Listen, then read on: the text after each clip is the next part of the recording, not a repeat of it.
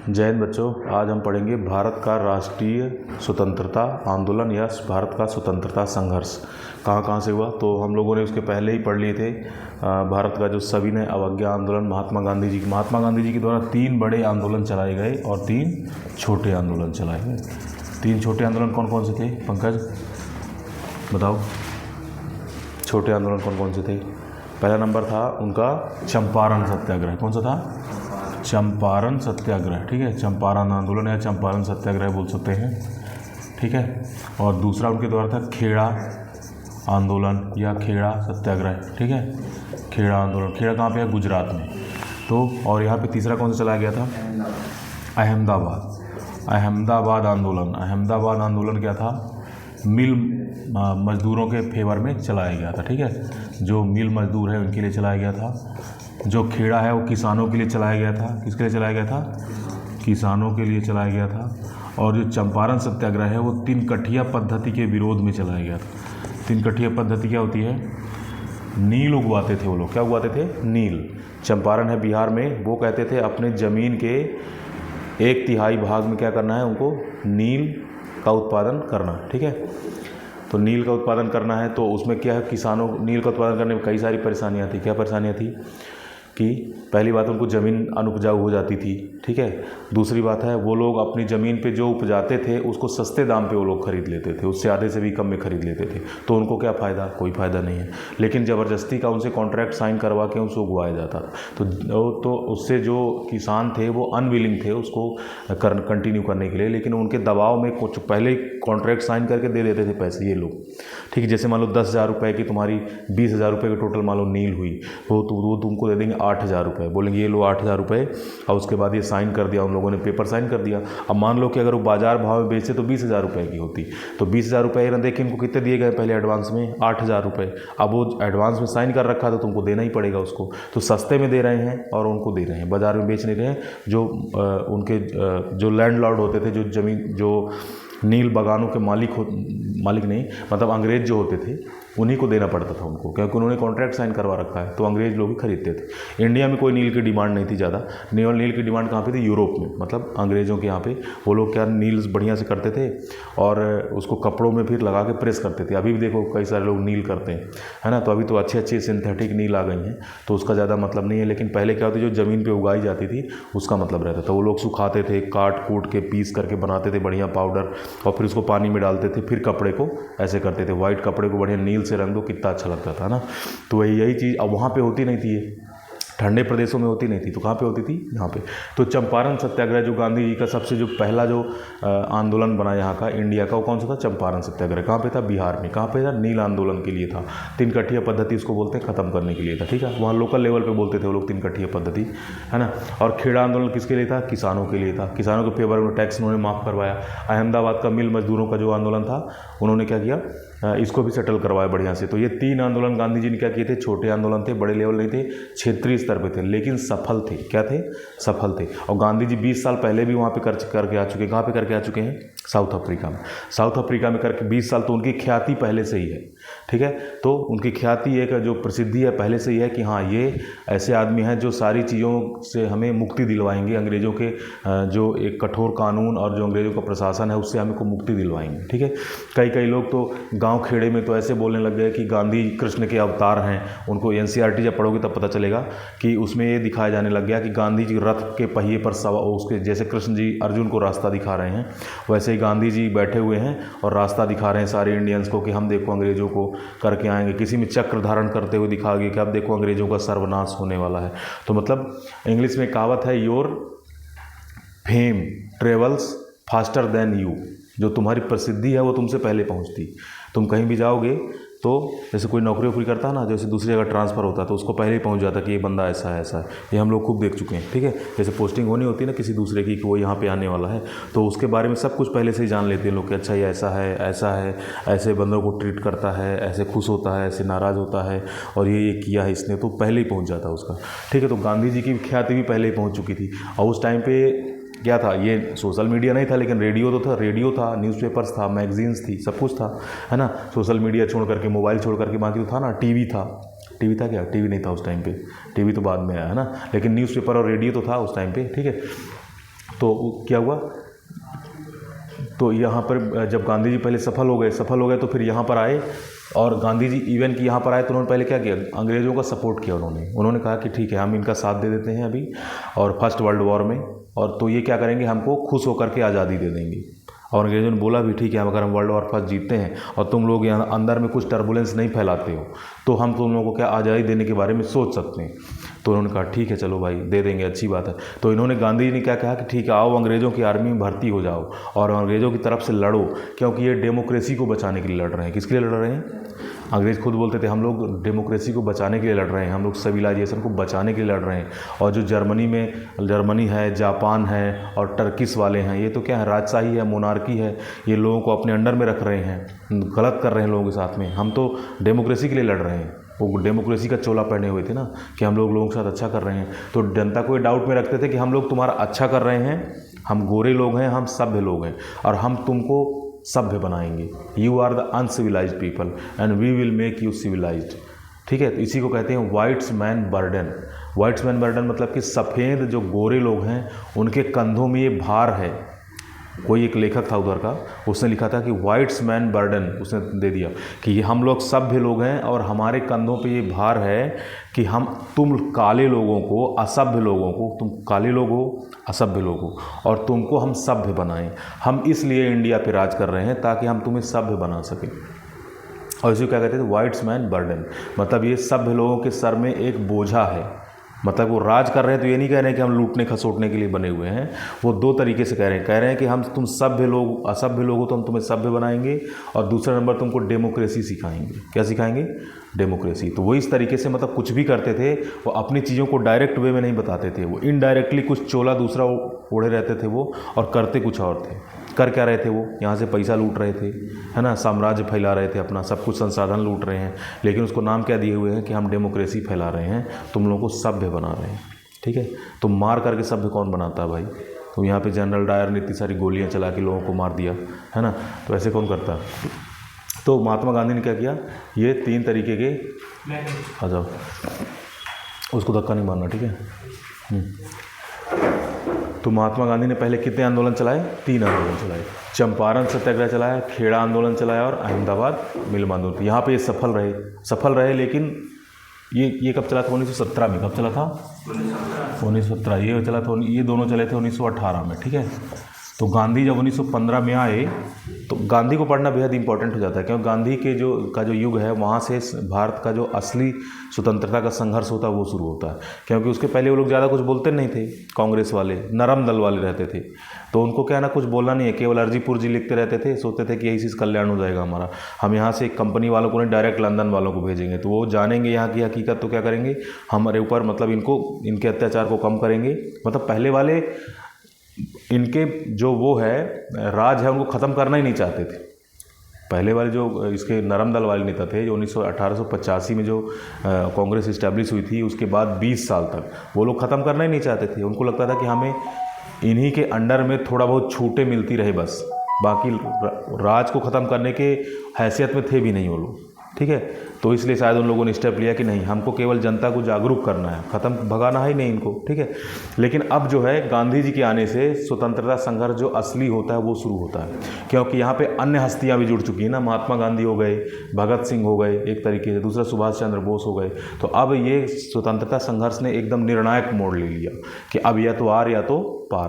ठीक है, तो हर महापुरुष का योगदान है, कोई छोटा भी क्रांतिकारी छोटा नहीं होता है, अपनी जान का बलिदान देना कोई छोटी बात नहीं होती। ठीक है, तो हम जब किसी की बात करेंगे तो छोटा क्रांतिकारी नहीं है वो, उसका योगदान बहुत ही महान है, जो उसने किसी ने भी थोड़ा सा भी योगदान दिया उस टाइम पे, है ना, क्योंकि अपनी जान की बाजी लगाना बहुत ही मुश्किल बात है। ठीक है, तो गांधी जिंदा रह गए और जीत गए, इसका मतलब ये नहीं सबसे बड़े हैं। ठीक है, भगत सिंह भी सबसे बड़े हैं, क्योंकि उन्होंने 23 साल की उम्र में अपनी जान दी। ठीक है, सुभाष चंद्र बोस हो गए, इसका कितना उन्होंने काम किया और मारे गए, है ना, चंद्रशेखर आज़ाद जी हो गए, है ना, तो इन्होंने तो मतलब किसी भी क्रांतिकारी का योगदान कम नहीं है। बस ये है कि लोग लास्ट तक जिंदा यही रहे तो सारा क्रेडिट मिल गया इन्हीं को, है ना। ये हो गया कि इन्होंने ही आज़ाद करवाया, जबकि किसी भी क्रांतिकारी का योगदान कम नहीं, ठीक है। तो ये हो गया। तो महात्मा गांधी हो गए, 3 आंदोलन करे इन्होंने। और शुरू में क्या था, तो भर्ती करने की उन्होंने कह दिया कि हम डेमोक्रेसी के लिए लड़ रहे हैं। तो महात्मा गांधी मान गए, बोले ठीक है चलो हम तुम्हें अपना सपोर्ट देते हैं। तो महात्मा गांधी, कांग्रेस ने सपोर्ट नहीं दिया, अभी ये कांग्रेस से जुड़े हुए भी नहीं थे। महात्मा गांधी शुरुआत में कांग्रेस से नहीं जुड़े, आए 2 साल पहले इन्होंने पूरा देश घूमा। 15 में आ गए तो 15-16 2 साल पूरा देश घूमे हैं। उनको ये पता लगाना था कि इस देश में समस्या क्या है, क्यों लोग नाराज़ हैं ब्रिटिश से, प्रॉब्लम्स क्या है, उसके लिए तो लड़ेंगे ना। आते तो नहीं शुरू कर देंगे झंडा कि हम नहीं चाहिए हमको ये, ठीक है। तो पहले लड़े और उसके बाद इनको लगा कि हाँ यहाँ पे किसानों को भी प्रॉब्लम है अंग्रेज़ों से, मज़दूरों को भी प्रॉब्लम है, ठीक है, और यहाँ पे जो ज़मींदार हैं उनको भी प्रॉब्लम है, सभी को प्रॉब्लम है इनसे। फिर उन्होंने पार्टिसिपेट करना शुरू किया। तो कौन सा सबसे पहले किया, चंपारण सत्याग्रह बिहार में, नील के आंदोलन में उनसे मुक्ति दिला दी, 3 कटिया पद्धति खत्म कराई। दूसरा गुजरात के खेड़ा में आंदोलन किया किसानों के लिए, उनको टैक्स माफ़ करवा दिया। तीसरा अहमदाबाद के मिल मजदूर हैं उनको करा दिया माफ़, ठीक है। तो तीनों सक्सेसफुल हो गए। अब उसके बाद क्या किया इन्होंने, अब उसके बाद यहाँ पे एक हो गया बड़ा कांड हो गया, रॉलेट एक्ट। क्या हो गया था, रॉलेट एक्ट। रॉलेट एक्ट क्या बोलते थे, काला कानून। क्या बोलते थे इसको, काला कानून। इसको बिना वकील, बिना दलील और बिना अपील का कानून कहते थे। मतलब कि उस टाइम पे उग्रवादी गतिविधियाँ इतनी ज़्यादा बढ़ गई थी कि इन्होंने काला कानून का निर्माण कर दिया कि मतलब हम किसी को भी पकड़ लेंगे कभी भी, और उसको जज के सामने कोर्ट ले जाने की ज़रूरत ही नहीं होगी। मतलब ये कानून ऐसा था जो कि जुडिशियल सिस्टम को बाइकआउट करता था। मतलब ऐसा है कि पुलिस तुमको पकड़ ले और उसकी सुनवाई कहीं भी ना हो। अभी क्या है, पुलिस पकड़ेगी 24 घंटे के अंदर मजिस्ट्रेट के अंदर उसको पेश करना होगा, ठीक है। वो मार पीट नहीं सकती, तुमको मजिस्ट्रेट के अंदर पेश करना होगा। अगर वो अपराधी होगा तो उसको जेल मिलेगी, नहीं तो उसकी सुनवाई होगी, ठीक है। तो मतलब एक तरीका तो है उसके पास में, एक बचाव का तरीका तो है कि अगर वो निर्दोष है तो बच सकता है, तो उसके पास अगर सबूत है। और अगर इस तरीके से पुलिस के हवाले कर दिया जाए, और उस टाइम की पुलिस का नाम आतंक था। क्या था, आतंक। तो पुलिस के हाथे जो चढ़ गया वो समझ लो कि गया पूरी ज़िंदगी के लिए, है ना। या तो मारा गया, या तो अगर वो बहुत फेमस हस्ती नहीं है तो, फेमस हस्ती अगर महात्मा गांधी या जैसे है तो वो फिर जेल से आ जाते थे, छूट जाते थे, ठीक है। क्योंकि मीडिया उनके लिए बहुत ज़ोरदार आवाज़ उठाता था तो उनको छोड़ना पड़ता था। वो जानते थे इसको मार दिए तो पूरे भारत में बवंडर खड़ा हो जाएगा। लेकिन बाकी जो छोटे लेवल के बेचारे थे उनको पकड़ लेते, छोड़ते नहीं थे, मार देते थे उनको, ठीक है। तो इस तरीके से तो रॉलेट एक्ट आया, उसके विरोध में क्या हुआ, जलियांवाला बाग हत्याकांड हो गया, ठीक है। जनरल डायर ने कितने लोगों को मार दिया, ऑफिशियली डाटा लिखना है। ऑफिशियल डाटा है कंपनी के हिसाब से 359 लोग मारे गए, कांग्रेस के हिसाब से 1000 लोग मारे गए। लेकिन बाकी लोग अभी जो खोजी पत्रकारिता करते हैं, बाकी हिस्ट्री लिखते हैं लोग, तो कहते हैं कि 2500 लोग मारे गए थे। कितने लोग मारे गए थे, 2500। लेकिन हमको जो भी डाटा लिखे 2500 का डाटा कहीं मतलब रिटर्न में नहीं लिख सकते। क्यों नहीं लिख सकते, क्योंकि वो अपने लेखक का पर्सनल मत है, ठीक है, क्यों कितने मारे गए। जो हमको उसमें बुक्स में लिखा हुआ रिकॉर्डेड डाटा रहेगा उसी को हमको लिखना पड़ेगा, ठीक है। तो ये हो गया। उसके बाद रॉलेट एक्ट आया, तो यहाँ से अब शुरू हो गया। फिर गांधी ने कौन सा शुरू किया, असहयोग आंदोलन। क्या शुरू किया था, असहयोग आंदोलन भी क्या किससे खत्म हुआ, चौरा चौरी कांड से खत्म हो गया वो, ठीक है। उसके बाद आया सविनय अवज्ञा, 1930 में चालू हो गया। अब कहा कि हमको पूर्ण स्वराज चाहिए, सविनय अवज्ञा आंदोलन शुरू किया गया। फिर गांधी ने 3 छोटे आंदोलन किए और तीन ही बड़े कर दिए। कितने कर दिए, 3 बड़े आंदोलन किसने कर दिए, गांधी जी ने। कौन कौन से आंदोलन थे, इनको तीनों को रट लेना है कि 3 छोटे कौन थे और 3 बड़े कौन थे। कौन कौन थे, एक था सविनय अवज्ञा, ये दोनों एक जैसे हैं, ठीक है ना। नहीं सॉरी, ये असहयोग पहले हुआ ना, पहले कौन सा हुआ, असहयोग आंदोलन।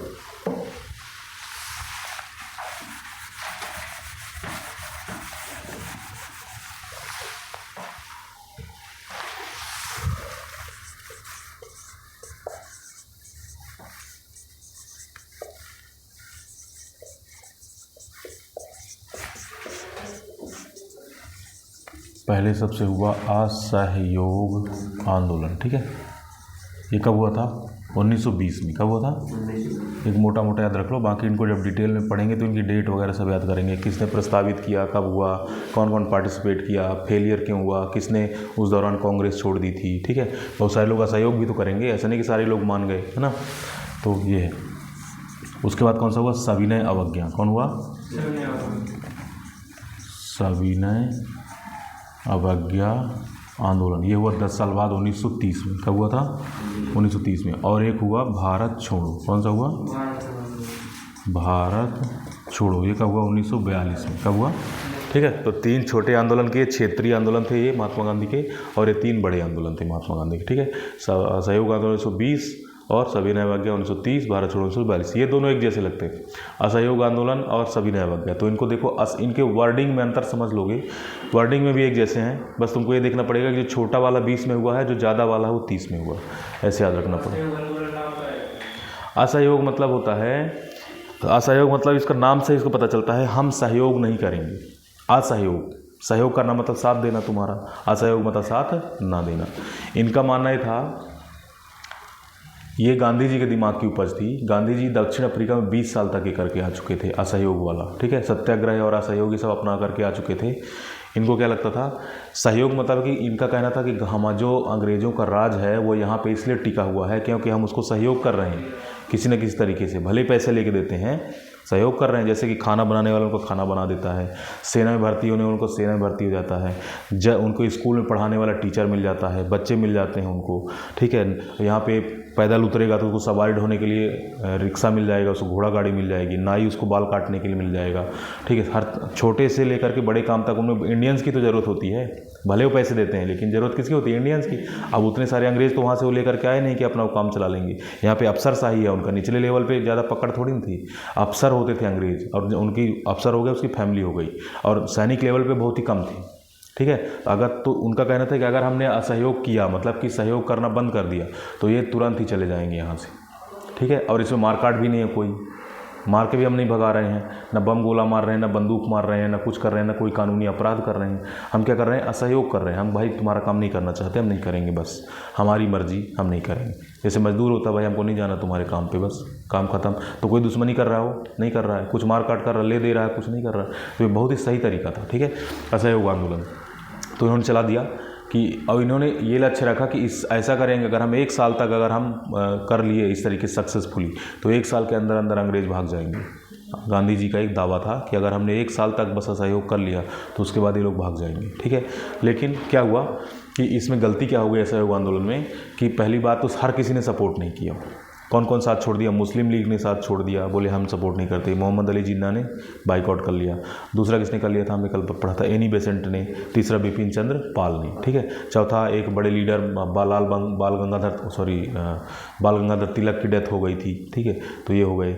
और उसके बाद कुछ लोग थे जैसे कि मोतीलाल नेहरू और चित्तरंजन दास, वो बोलते थे नहीं हमें चुनाव में पार्टिसिपेट करना चाहिए। असहयोग मतलब हर चीज़ में असहयोग। इनकी कोर्ट का यूज़ नहीं करना है, इनकी स्कूलों का यूज़ नहीं करना है, नगर निगम नगर पालिका का यूज़ नहीं करना है, और ना इनके कॉलेज का इस्तेमाल करना है, कहीं पर भी नहीं जाना है। मतलब जहाँ पर भी हम लोग जा रहे हैं इनके, उसमें किसी में भी इनका साथ हम नहीं देंगे, ठीक है।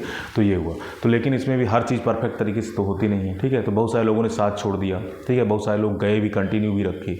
और तीसरी बात, सबसे बड़ा बात वो क्या हो गया, इन्होंने कहा था कि हम ये अहिंसा पूर्वक करेंगे। कैसे करेंगे, अहिंसा पूर्वक। लेकिन यहाँ पे हो गया चौरा चौरी हत्याकांड। क्या हो गया, चौरा चौरी हत्याकांड। चौरा चौरी कांड कहाँ पे हुआ, गोरखपुर का जिला है, गोरखपुर का एक गांव है चौरा चौरी, और यूपी में है गोरखपुर। यूपी के गोरखपुर में क्या हो गया, चौरा चौरी कांड। तो अभी चौरा चौरी गोरखपुर में एक बहुत बड़ा क्या बन रहा है, एयरपोर्ट। क्या बन रहा है यूपी में, एयरपोर्ट।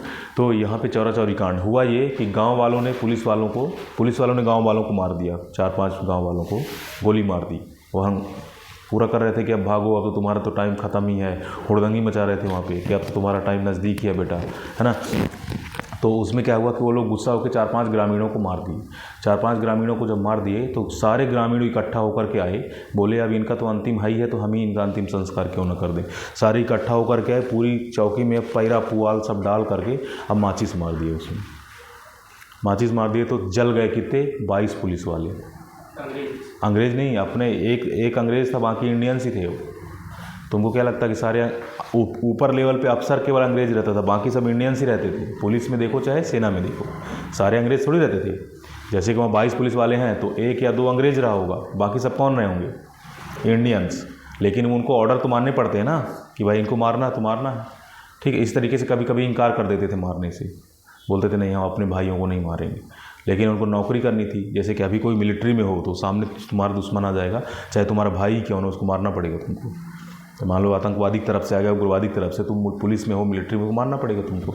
शासन का आदेश तुमको मानना है ना। और अगर तुम नहीं मारे तो तुम ही गलती में हो, फिर तुम ही को जेल सजा होगी, जो भी होगा तो, ठीक है, वो विद्रोह कहला जाता है। तो विद्रोह नहीं करते थे जल्दी, अगर विद्रोह करते थे तो फिर पूरी की पूरी टुकड़ी ही करती थी कि भाई जो हमको देना सज़ा दे दो। तो उस तरीके से, लेकिन बेहद कम ऐसे वो हैं, मतलब सेना का अनुशासन इतना सख्त होता है कि अगर फिर वो तुमने विद्रोह किया तो फिर वो दुश्मन से ज़्यादा भयंकर सज़ा फिर देंगे तुमको। इसलिए विद्रोह करना क्या होता है, बहुत ही जो मतलब जो क्या बोलना चाहिए कि बड़े लेवल का एक पनिशमेंट मिलता है उनको फिर, है ना। आप सेना में विद्रोह नहीं कर सकते, ठीक है। तो ये तो चौरा चौरी कांड हो गया और असहयोग आंदोलन हो गया। तो एक आंदोलन क्या हो गया, ख़त्म हो गया, ठीक है, असहयोग। उसके बाद है सविनय अवज्ञा, ये भी वही है। असहयोग है ये भी वही, ये असहयोग है ये भी वही। सविनय अवज्ञा मतलब हम प्रेम पूर्वक आपको काम करने के लिए मना करेंगे कि हम नहीं कर पाएंगे आपका काम, ये भी वही चीज़ है, सविनय अवज्ञा। इसका ये सेम है, लेकिन ये असहयोग शुरू समझ लेना, छोटा वाला 1920 में पहले शुरू हो गया है और बड़ा वाला कब शुरू हुआ, 1930 में, इसको डिफ्रेंशिएट करने के लिए, ठीक है। तो मतलब ऐसे ही, क्योंकि इनमें कन्फ्यूजन बहुत होता है पहले कौन सा हुआ, ठीक है। तो ये सविनय अवज्ञा, वही सविनय मतलब विनय पूर्वक हम आपका काम बिल्कुल भी नहीं कर पाएंगे, माफ़ कीजिएगा, ठीक है। मतलब नाई नहीं करेगा, धोबी नहीं करेगा, कोर्ट में नहीं जाएंगे, इसमें नहीं जाएंगे, उसमें नहीं जाएंगे, ये सेम चीज़ फिर से है।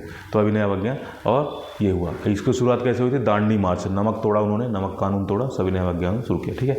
और तीसरा सबसे बड़ा आंदोलन कब शुरू किया है, भारत छोड़ो, ये सबसे बड़ा आंदोलन। तो देखो हम लोग यही पढ़ रहे थे आज, भारत छोड़ो आंदोलन, ठीक है। तो भारत छोड़ो आंदोलन क्या है, सबसे पहले अंग्रेज़ों को ये शुरुआत क्यों हुई भारत छोड़ो आंदोलन की।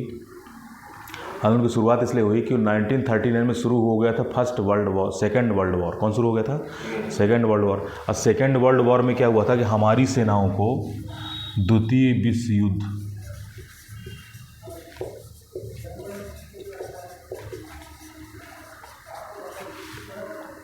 ठीक है, द्वितीय विश्व युद्ध शुरू हो गया और ये चला था 1939 से लेकर के 45 तक। कब चला था, 1939 से 1945। फिर हम इसकी एग्जैक्ट डेट देखेंगे कब से कब तक शुरू हुआ है। तो मेन रीज़न यही था। तो द्वितीय विश्व युद्ध शुरू हो गया था। अब द्वितीय विश्व शुरू हो गया, अब जो अंग्रेज़ हैं उनका कब्जा क्या है, हमारे भारत पे है। तो मतलब हमारे सारी चीज़ों पे उनका कब्जा है। तो हमारी सेना भी उन्हीं के अंडर में है, ब्रिटिश सेना कहलाती है, ब्रिटिश इंडियन आर्मी। क्या कहलाती है अभी वो, ब्रिटिश इंडियन आर्मी, ठीक है। तो ब्रिटिश इंडियन आर्मी कहलाती है वो। तो उन्होंने क्या किया कि हमारी सेना को बिना कांग्रेस से पूछे हुए, अभी क्या कांग्रेस ने चुनाव में भाग ले लिया है और 8 या 9 राज्यों पे अपनी सरकार बना ली है इन लोगों ने, ठीक है।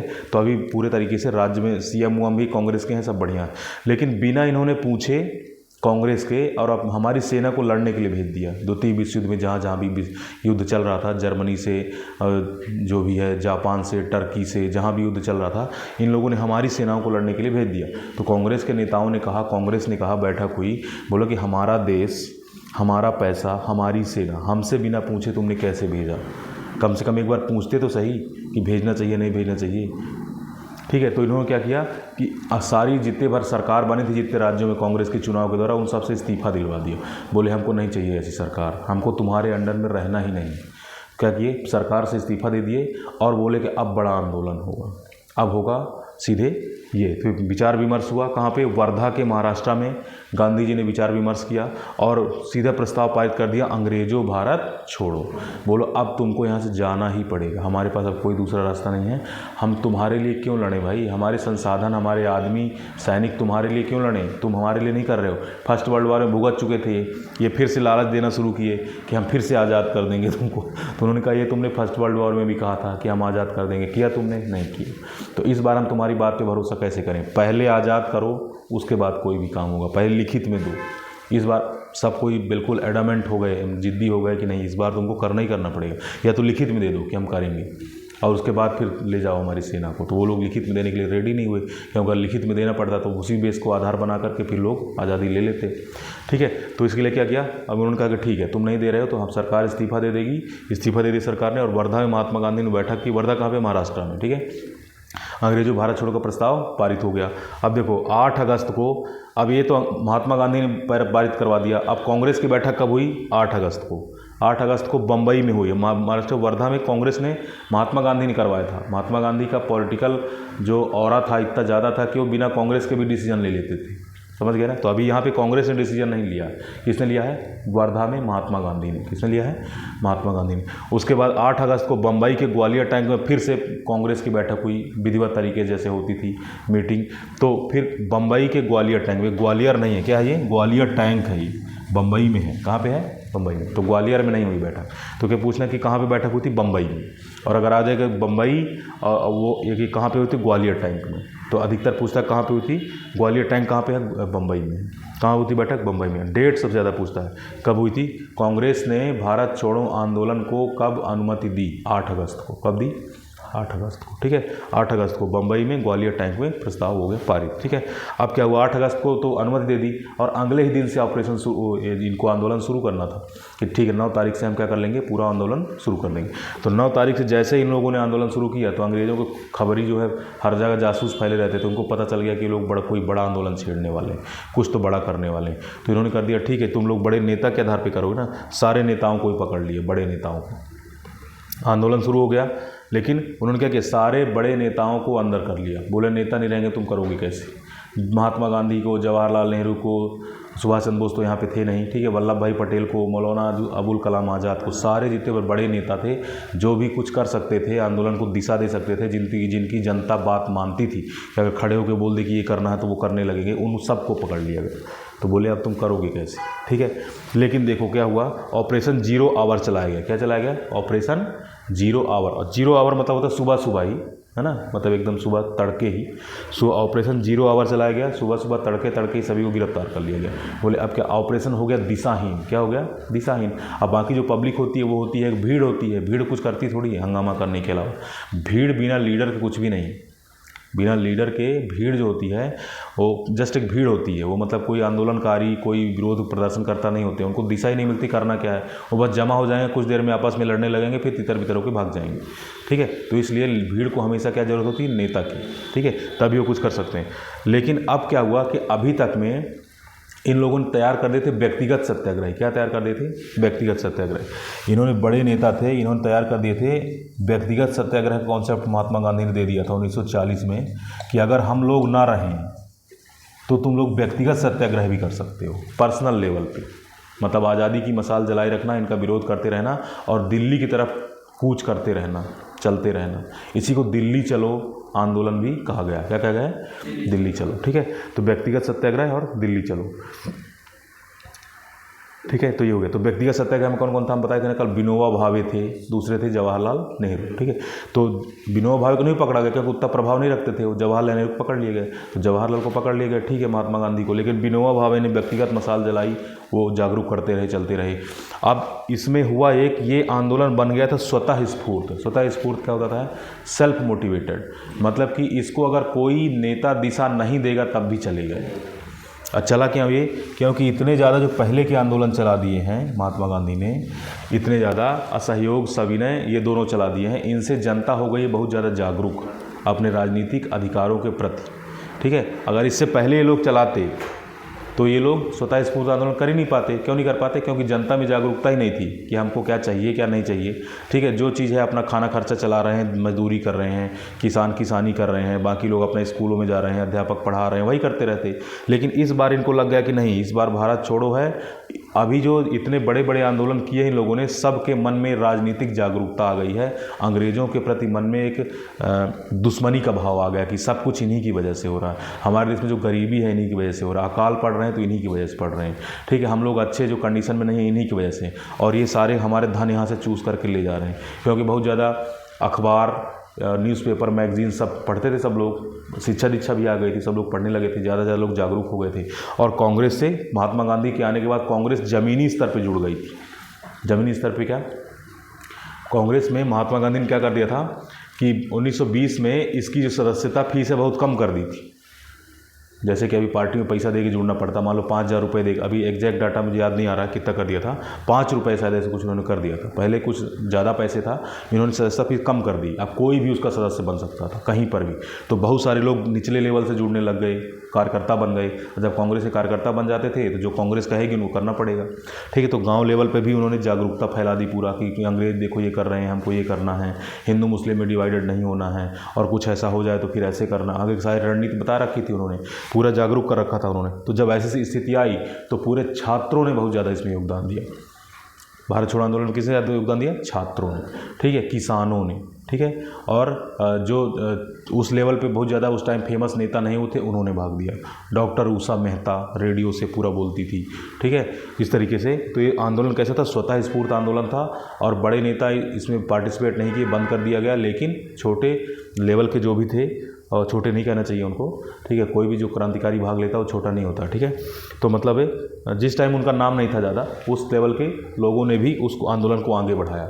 और ये आंदोलन को फिर सरकार ने क्या किया, अपना फिर से माराकूटी वाला काम चलाया, जेल में भरने। कितने लोगों को पकड़ोगे? पूरी जनता ही अगेंस्ट में है तुम्हारे, है ना। कुछ लोग, लेकिन कुछ लोग छोड़े, कुछ लोग नहीं भी किए, इनका साथ नहीं दिए। कौन कौन साथ नहीं दिया? जैसे कि BR अम्बेडकर, जो दलित पार्टी के नेता थे, अम्बेडकर जी, इन्होंने कहा कि भाई हमको अंग्रेज़ हैं तभी अच्छा हमारे लिए, ठीक है। दूसरा, मुस्लिम लीग वालों ने साथ नहीं दिया। मुस्लिम लीग वालों ने कहा नहीं, हमको मुस्लिम अलग राष्ट्र चाहिए, हमको तुमसे मतलब ही क्या है। तीसरा साथ कौन नहीं दिया? जो वामपंथी थे, कम्युनिस्ट वाले थे, कम्युनिस्ट सरकार जो थे, जो मज़दूरों के फेवर में रहते थे, मज़दूरों की सरकार आएगी, है ना। इनका अम्बेडकर जी कह रहा था कि देखो तुम, ये जो पार्टी है, वो जो देश है, अगर ये लोग चले गए, अंग्रेज़ तो कुछ छुआछूत को मिटा भी रहे हैं, ठीक है। अगर तुम लोग ये लोग चले गए तो फिर से हमारे ऊपर जो ब्राह्मणवाद है वो हमारे ऊपर जाति व्यवस्था थोप देंगे। तो इसलिए क्या है, कह रहे थे नहीं, अंग्रेज़ अच्छे, इनका कहना था, ठीक है। इनका लॉजिक यही था, इसके लिए कह रहे थे। मुस्लिम लीग वाले कह रहे थे कि हम तुमसे, हमें क्या लेना देना, हम मुस्लिम हैं तो हम तो अलग होना वैसे भी। तो 1940 में पाकिस्तान राष्ट्र की मांग हो ही चुकी थी, तो वे भी सपोर्ट नहीं किए। तीसरा, कम्युनिस्ट कहते थे कि मजदूरों की सरकार होनी चाहिए, मतलब जो ये चले जाएंगे तुम लोग पूंजीपति लोग, जमींदार जैसे राजा महाराजा वैसे कब्जा कर लेंगे, नॉर्मल पब्लिक का तो राज कभी आने वाला नहीं है। तो ये इन 3 लोगों ने क्या किया, साथ नहीं दिया, ठीक है। लेकिन बाकी किसने दिया? छात्र, किसान दे रहे हैं, ठीक है, छात्र दे रहे हैं सबसे ज़्यादा, और जो बाकी पब्लिक है, व्यापारी वगैरह हैं, ये सब दे रहे हैं, महिलाएं दे रही हैं, ठीक है, ये सब दे रहे हैं। तो ये आंदोलन क्या था? इस आंदोलन से भागे नहीं अंग्रेज, लेकिन जैसे 2-3 साल तक ये आंदोलन चलता रहा, छिटपुट तरीके से चलता रहा, अब अंग्रेज़ों को ये एहसास हो गया कि अब हम यहाँ नहीं टिक सकते। सेना ने विद्रोह कर देती थी बीच बीच में, ठीक है। अब इनको लग गया, समझ गए ये कि अब हम यहाँ ज़्यादा देर तक टिक नहीं सकते हैं, क्योंकि अंदर जड़ों तक उनके जो है स्वतंत्रता का जो एक संघर्ष है वो अंदर तक प्रवेश कर चुका था। अभी जो कांग्रेस है कहाँ तक ऊपरी लेवल पे चलाती थी, केवल बड़े बड़े लोगों को इकट्ठा करती थी, साल में एक बार बैठक हुई, बड़े लोगों को इकट्ठा किया, थोड़ा लिखा पढ़ी की, बस बाकी का काम खत्म। लेकिन अब क्या है, निचले लेवल तक स्वराज की जो डिमांड है वो पहुँच चुकी, और जब निचले लेवल तक हर जनता कोई मांग करने लगे तो वो राजा ज़्यादा दिन तक नहीं टिक ही नहीं सकता। हो पब्लिक के एक्सेप्टेंस पे होती है सारी चीज़ें, ठीक है। राजा कोई कब तक बना रहेगा, जब तो पब्लिक चाहेगी। मान लो आप कहो कि नहीं, कांग्रेस वाले तो बोल रहे हैं मोदी जी को हटाओ, तो हटते क्यों नहीं? वो थोड़े से लोग हैं, लेकिन अगर पूरे देश में डिमांड उठ जाए तो मोदी जी कहीं भी नहीं रहेंगे, ठीक है। मतलब वो जनता के हितों के ही लिए, वो जब तक जनता, सारी जनता आवाज़ नहीं उठाती, वो तभी तक क्या कर सकते हैं, राज कर सकते हैं। तो अब इनको समझ में आ गया कि पुलिस में भी भाई स्वराज प्रवेश कर चुका है। पुलिस में गोली चलाने से इंकार कर देते थे, बोलते थे नहीं अपने भाइयों को नहीं मारेंगे। सेना वाले जाने से इंकार कर देते थे, ठीक है। एडवोकेट वगैरह इंकार कर देते थे कि अब हम नहीं करेंगे, तुम्हारा मुकदमा नहीं लड़ेंगे अंग्रेज़ों की तरफ से। और छात्र लोग बोलते थे नहीं, हम तुम्हारे स्कूलों में नहीं जाएंगे। तो इस तरीके से हर तरीके से प्रवेश कर चुका था। इनको अच्छे समझ में आ गया कि अब हम यहाँ टिक नहीं सकते। तो इन लोगों ने अब प्लान बनाया कि अब इनको सत्ता हस्तांतरण कैसे किया जाए, मतलब कैसे दिया जाए, क्योंकि अगर ये वैसे छोड़ के चले जाते हैं तो ये हो जाएगा ये लोग हार गए। वो दिमाग वाले बहुत थे, अपनी इज्जत तो हमेशा मेंटेन रखना चाहते थे। वो देंगे भी तो ऐसे करके देंगे कि हमने तुमको दिया है, ना कि तुमने हमसे लिया, ठीक है। तो ऐसे अब वो करना चाहते हैं। तो अब इन्होंने प्लान बनाया कि अब धीरे धीरे इनको दे दिया जाए, ठीक है। फिर उसके बाद आया फिर कैबिनेट मिशन, है ना, और ये सारी चीज़ें आई। कैबिनेट मिशन आया, इनको कहा कि ठीक है संविधान बनाओ, अपना संविधान बनाने की छूट दी गई। तो संविधान इन लोगों ने बनाया और फिर 15 अगस्त 1947 को आज़ादी दे दी गई, तो ये आज़ाद हो गए। लेकिन इससे ये जो आंदोलन था बहुत ही ज़्यादा सफल था, और इसमें कुछ हिंसा भी हो गई थी, ठीक है। इसमें कुछ पटरी उखाड़ दिया छात्रों ने, ठीक है, ट्रेनें लूट ली, हत्याएं भी कर दी कुछ। तो अब इस बार महात्मा गांधी तक बात पहुंची, जो कि अंदर बंद थे जेल में। तो उन्होंने कहा कि देखो आपके लोग यहाँ पे, आप कहते हैं अहिंसा के पुजारी हैं, आप कहते हैं कि हम अहिंसा का आंदोलन चलाते हैं, और देखो आपके लोग क्या कर रहे हैं, हत्या, वहाँ पे मर्डर कर रहे हैं, हत्याएं कर रहे हैं, गोलियाँ चला रहे हैं। तो महात्मा गांधी ने कहा कि अब जो होता है होने दो, करो या मरो। तो यहाँ तक महात्मा गांधी ने केवल हिंसा को एक ही बार सपोर्ट किया है, वो भी भारत छोड़ो आंदोलन के दौरान। उन्होंने कहा कि नहीं, तुम लोग हमारी बात माने नहीं माने तो हम तुम्हारी बात क्यों माने। तो इस तरीके से ये आंदोलन जो है बहुत ही ज़्यादा सक्सेसफुल रहा और इसने अंग्रेजी राज की जड़ें हिला दी। अब उनको समझ में आ गया कि अब यहाँ पे टिकना ज़्यादा आसान नहीं है, ठीक है। तो इसके लिए फिर अब वो ऊपर से वो देने की मतलब सत्ता हस्तांतरण की व्यवस्था बनाने लगे और उसके बाद ही बहुत सारा बोले ठीक है संविधान बनाओ, जो भी है हम तुमको सत्ता दे करके चले जाएंगे, है ना। संविधान बन गया। फिर मुस्लिम लीग ने फिर प्रॉब्लम क्रिएट की कि नहीं हम इनके साथ में तो रहेंगे नहीं, हमको अलग राष्ट्र दो, ठीक है। तो फिर उन लोगों का अलग राष्ट्र बना और 15 अगस्त 1947 को 2 राष्ट्रों ने जन्म लिया। पहला कौन सा? भारत, दूसरा पाकिस्तान, ठीक है। तो समझ गए ना। तो महात्मा गांधी ने पहले जब वहाँ से आए 20 साल के बाद 3 छोटे आंदोलन चलाए, क्षेत्रीय आंदोलन चलाए, उसके बाद 3 बड़े आंदोलन चलाए, ठीक है। और ये भारत छोड़ो आंदोलन का थोड़ा डिटेल से है कि पहला नंबर वर्धा में महात्मा गांधी ने बैठक की थी और उसके बाद ग्वालियर टैंक में ये पारित हुआ था प्रस्ताव और यहीं पर महात्मा गांधी ने क्या दिया था? करो या मरो, डू और डाई। इसी को क्या बोलते हैं? करो या मरो। मतलब तुमको करना है तो मरना है। बोले बहुत हो गया, इस बार हम या तो आज़ादी लेकर के रहेंगे या उसी प्रयास में मारे जाएंगे, वही अच्छा होगा हमारे लिए। बार बार ये ठीक नहीं है, बार बार आंदोलन चलाओ। वो भी परेशान हो गए थे, आंदोलन चलाओ इतना बड़े लेवल पर और फिर आंदोलन बंद हो जाता था, ख़त्म करना पड़ता, उनकी बेइज्जती होती थी, है ना। जैसे कि पहली बार में असहयोग आंदोलन बंद हुआ, बहुत सारे लोगों ने उनकी बुराई की, जैसे सुभाष चंद्र बोस ने ही, जवाहरलाल नेहरू ने ही, सब ने उनकी बुराई की कि इतने चरम लेवल पर आंदोलन चल रहा है, 1-1.5 साल हो गया और आपने एकदम उस हो रहा है ना, ठीक है। तो इस बड़े लेवल पे आप क्या कर रहे हो? उसको बंद कर रहे हो। तो इस तरीके से असहयोग आंदोलन को उन्होंने तो मतलब कोई भी नेता, बड़ा नेता हो चाहे कुछ भी हो, बार बार करेगा, उस चीज़ में असफल हो जाएगा तो लोग उससे मुंह मोड़ लेंगे, लगेगा कि ऐसे ही है, फालतू में बेवकूफ़ बना रहा और कुछ नहीं, ठीक है। तो इसके लिए यहाँ पे बुराई हुई उनकी। दूसरा सविनय अवज्ञा आंदोलन पे उन्होंने किया और वहाँ पर भी इरविन पैक्ट साइन कर लिया। उसके बाद वो भी मांगे इनकी नहीं मानी गई, तो एक तरीके से वहाँ पर भी हार है इनकी, वहाँ पर भी इनकी बुराई हुई।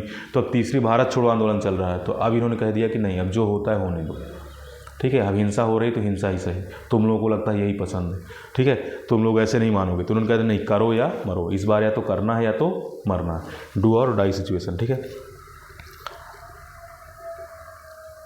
ये लिख लेना, ठीक है। तो चलो ये लिख लेते हैं कि कौन किसको किसको कौन कौन और हमारे यहाँ पर आया था, किसको किस किस जेल में बंद रखा गया था, किसकी किस क्रांतिकारी का और क्या योगदान था, ये सारा चीज़ें भी पढ़ लेते हैं, ठीक है। लिखो,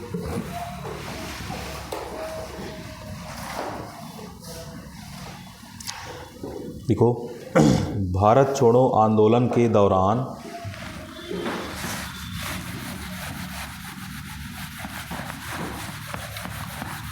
गान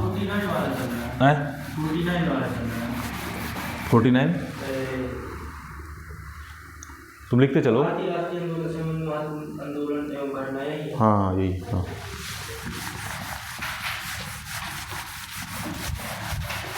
लिखो। क्या लिख रहे हो अभी? भारत छोड़ो आंदोलन के दौरान गांधी जी को गिरफ्तार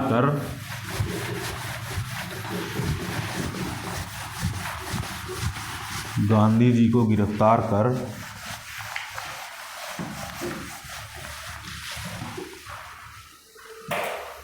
पूना के आगा खां महल में रखा गया।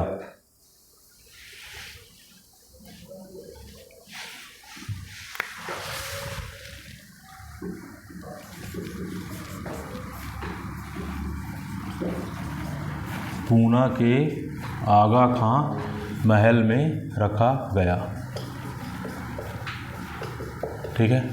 लिखो, सरोजनी नायडू और कस्तूरबा गांधी को भी आगा खां महल में रखा गया। आगा खां पैलेस या महल, ठीक है। सरोजनी नायडू प्लस कस्तूरबा गांधी, इनकी पत्नी, है ना।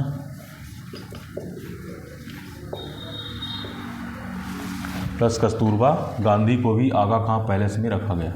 ये पूछता है कि भारत छोड़ो आंदोलन के दौरान गिरफ्तार होने पर गांधी जी को कहाँ रखा गया था, ठीक है।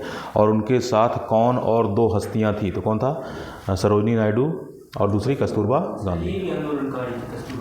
हाँ बिल्कुल, उनका पूरा पूरा साथ देती थी, जहाँ जाते थे उनको आंदोलनकारी नहीं गिनोगे क्या? अब पूरा ये सब कुछ जहाँ भी जाते हैं वो पूरा साथ देती हैं इनका हर तरीके से, तो वो भी आंदोलनकारी हुई ना। इसका मतलब यही बात है कि लोग फिर स्त्रियों को कम करके आंक लेते हैं। अगर ये महात्मा गांधी खाना पकाना सब कुछ करना, हर कदम पे उनके साथ रहना, साथ देना हुआ ना उनका, नहीं तो ये चाहती कि बोले तुमको जो करना है करो, मैं तुम्हारे साथ में नहीं हूँ, ठीक है, तुमको जहाँ घूमना है घूमो। ये भी कर देते हैं ना लोग भाई, कि उनकी राजनीतिक विचारधारा नहीं मिलती तो लोग अलग अलग हो जाते हैं। जैसे अभी देखो, कोई एक पॉलिटिक्स में आना चाहता है, कोई कहता है कि नहीं हमें नॉर्मल लाइफ पसंद है, भाई क्यों हम स्ट्रगल करें तुम्हारे साथ में। उस टाइम वो भी कम से कम इतनी तो रही होंगी कि अपना अच्छे से भरण पोषण कर सकती होंगी, है ना। तो इन्होंने, लेकिन इनके साथ नहीं, इनका साथ देना पसंद किया इन्होंने, बोले नहीं जहाँ आप चलेंगे वहाँ मैं चलूँगी। जैसे राम भगवान और सीता जी, सीता जी के पास पूरा पूरा ऑप्शन था। क्या ऑप्शन था? महल में रहने का ऑप्शन था, अच्छे घर से थी वो, बढ़िया रह सकती थी, खा सकती थी, लेकिन उन्होंने क्या चुना? नहीं, मैं आपके साथ में चलूँगी। तो उनका योगदान कहाँ? रामचंद्र जी के बराबर ही हुआ ना, ठीक है। अगर ये अलग होती तब फिर नहीं होता। तो ये वो भी उनमें गिनी जाएंगी, महान क्रांतिकारियों में ही गिनी जाएंगी, ठीक है। ठीक है, अब लिखो नीचे एक लाइन छोड़ के लिखना, ठीक है, ट्रिक बनाएंगे हम बाद में। जवाहरलाल नेहरू को अल्मोड़ा जेल में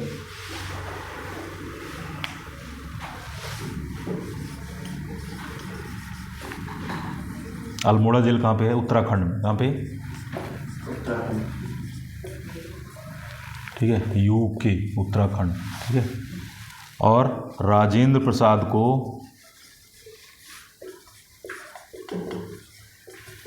बांकीपुर है बिहार में, ठीक है, बांकीपुर जेल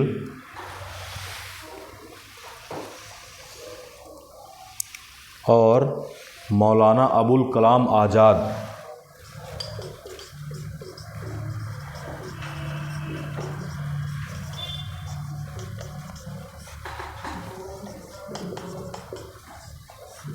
मौलाना अबुल कलाम आज़ाद को बांकुड़ा जेल में रखा गया।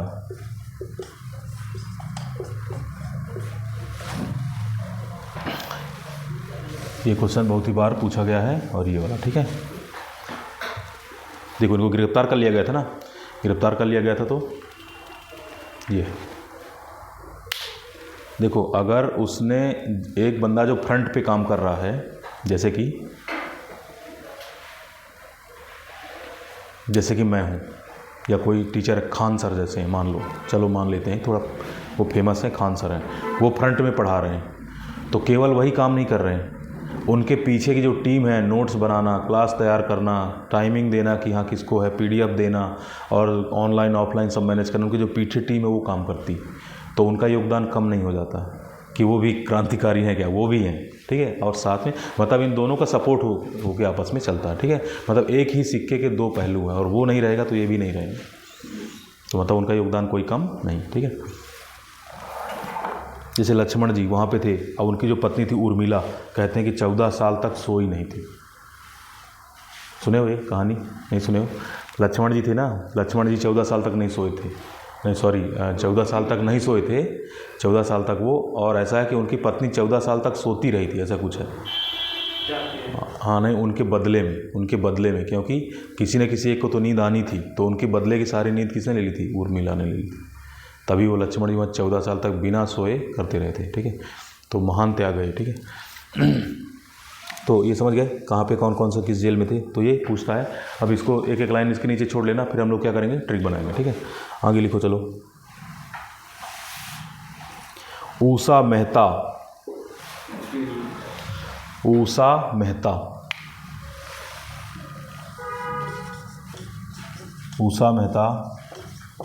भारत छोड़ो आंदोलन के दौरान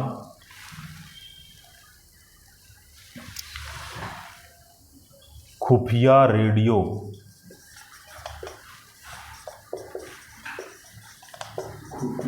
खुफिया मतलब वैसे क्या बोलना चाहिए इसको, गुप्त रूप से, छुपा हुआ, मतलब इसको अंग्रेज पकड़ ना पाए, है ना। खुफिया रेडियो चलाने के कारण पूरे देश में विख्यात हुई।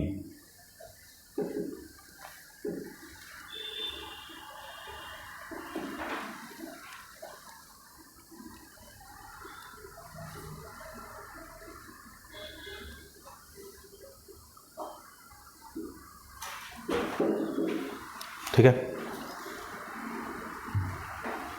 तो मतलब क्या है, ये पूरा वो करती थी आंदोलन, पूरा रेडियो चला करके पूरे जनता को जागरूक करती थी। कोई भी चीज़ होती थी मतलब वो सब कुछ रेडियो चला करके बता देती थी हर तरीके से। अब कहाँ से चल रहा रेडियो, क्या चल रहा है, कोई जान ही नहीं पाता था।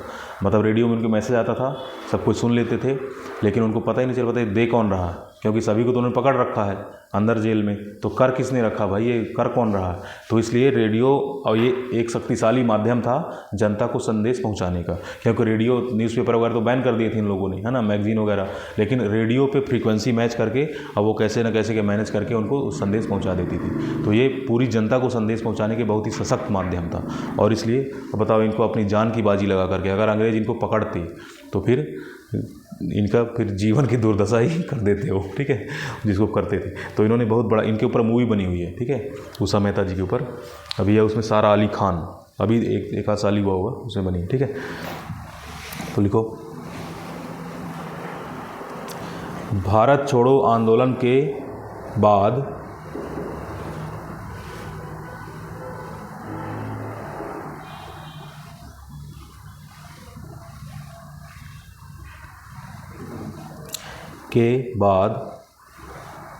मुस्लिम लीग एवं कांग्रेस के बीच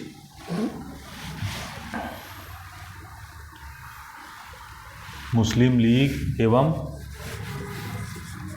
और कांग्रेस की नहीं पट रही है ना, तो ये हो गई मुस्लिम लीग प्लस हो गई कांग्रेस के बीच गतिरोध दूर करने के लिए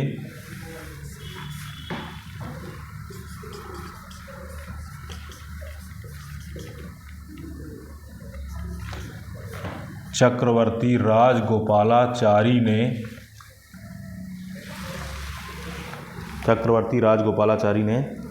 सी राजगोपालाचारी लिख लो, गतिरोध दूर करने के लिए सी राजगोपालाचारी ने वे आउट नामक पैम्पलेट जारी किया।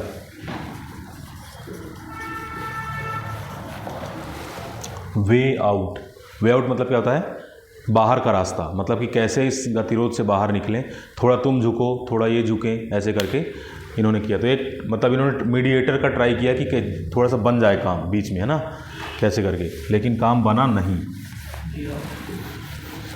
तो ये है कि राजगोपालाचारी ने क्या किया था, वे आउट नामक पैम्पलेट जारी किया।